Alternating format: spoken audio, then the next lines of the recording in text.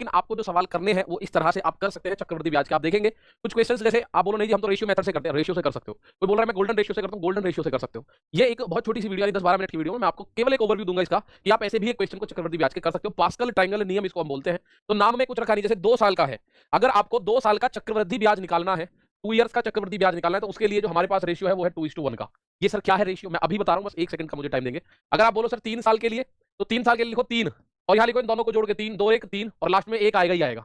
जैसे आप बोलो सर 4 साल का निकालना हो तो 4 साल के लिए 4, अब इसको जोड़ो 3 और 3 6, इनको जोड़ो 3 और 1 4 और लास्ट में ये 1 तो आएगा ही आएगा, लास्ट में 1 तो आएगा। ट्रायंगल बनता है इस तरह से, ठीक है, ट्रायंगल बनता है इस तरह से, जैसे यहाँ 1 होगा, यहाँ 1, यहाँ 1, इस तरह से ट्रायंगल बनता है। तो मैं आपको वो नहीं बता रहा ट्रायंगल, मैं आपको सिंपल बता रहा हूं होता है क्या। जैसे अगर बोलो आप 5 साल का निकालना हो सर, तो 5 साल के लिए 5 तो लिखना ही है। अभी यूज कैसे होगा वो मैं बता रहा हूं, मुझे बस 2 मिनट का टाइम दीजिए।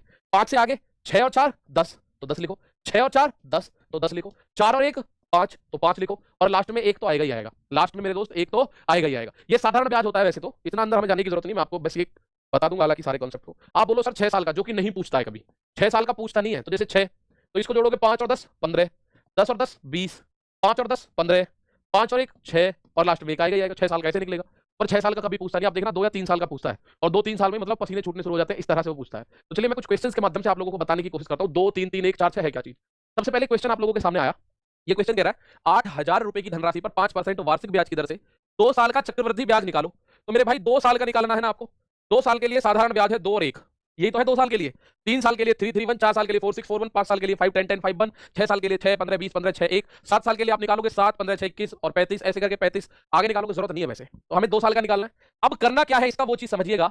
आपको निकालना है 8,000 का 5%, 8,000 का 5%। तो 8,000 का 5% आप बोलोगे सर 8 पंजे 40 हो गया 400, ठीक है, इसकी गुणा करोगे। आगे इसके नीचे लिखना है इस 400 का 5%, 400 का 5%, 400 का 5%, तो 5% ये हुआ 20, इनकी गुणा करो। 400 दूनी 800 और 20 एकम 20, तो ये इसका चक्रवृद्धि ब्याज आ गया 820।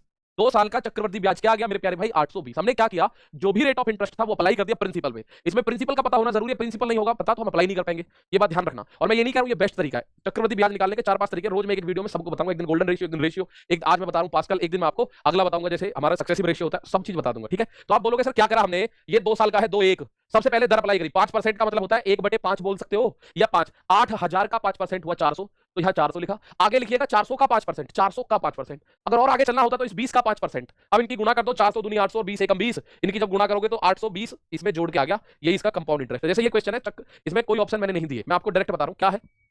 8% वार्षिक चक्रवृद्धि ब्याज की दर से 10,000 रुपए का 2 साल का चक्रवृद्धि ब्याज निकालना है। तो प्यारे भाई 2 साल का निकालना है, तो इसके लिए मेरे पास है 2 और 1, ठीक है। 2 साल के लिए ये है, तो 10,000 का 8% निकालो, 10,000 का 8%, और ये अपने दिमाग में आप निकाल सकते हो, 2 0 से 2 0 खत्म, यह 800।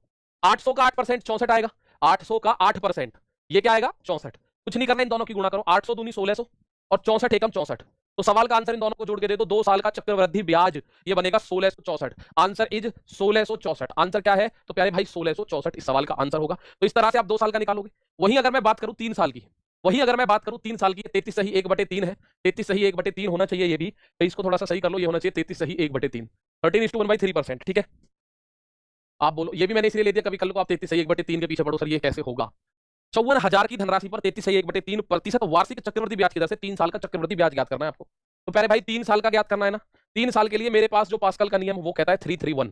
3 साल के लिए 3-3-1, 4 साल के लिए 4-6-4-1, 5 साल के लिए 5-10-10-5-1, इस तरह से होता है, ठीक है। तो अब इसमें सर अब मुझे 33 सही 1/3% नहीं पता, पर आपको 33 सही 1/3% की वैल्यू 1/3 होती है ये तो पता है, तो 1/3 अप्लाई कर दो। बात तो वही है जैसे इस सवाल में आपने देखा, सर हमने यहाँ देखा भाई 8% की फ्रैक्शनल वैल्यू जो होती है वो 2/25 है, तो 10,000 का 2/25 करोगे 800 ही आएगा, ठीक है। 10,000 का 2/25 करोगे तो 800 ही आएगा। तो 3 साल के लिए और 2 साल के लिए मैं ज्यादातर बता रहा हूँ क्योंकि हमारे जो क्वेश्चन होते हैं 99% यही आते हैं। तो 54,000 का 1/3 निकालो, 54,000 का 1/3, 3 से काटा 18 तिया 54 तो 18,000 आया गुणा। अब 18,000 का 1/3 निकालो, तो 3 से 18 को काटोगे 6,000 आया। अब लास्ट में 6,000 का 1/3 निकालो, तो ये आया 2,000। कुछ नहीं करना, गुणा करके जोड़ दो, तो आप बोलोगे चक्रवृद्धि ब्याज आएगा 18 तिया 54,000 और 6 तिया 18,000, 2 एकम 2,000, तो आपका आंसर आएगा 74,000। कितना आंसर आएगा 74, ठीक है भाई। ये होगा चक्रवृद्धि ब्याज 3 साल का। आप जानते हैं 54 और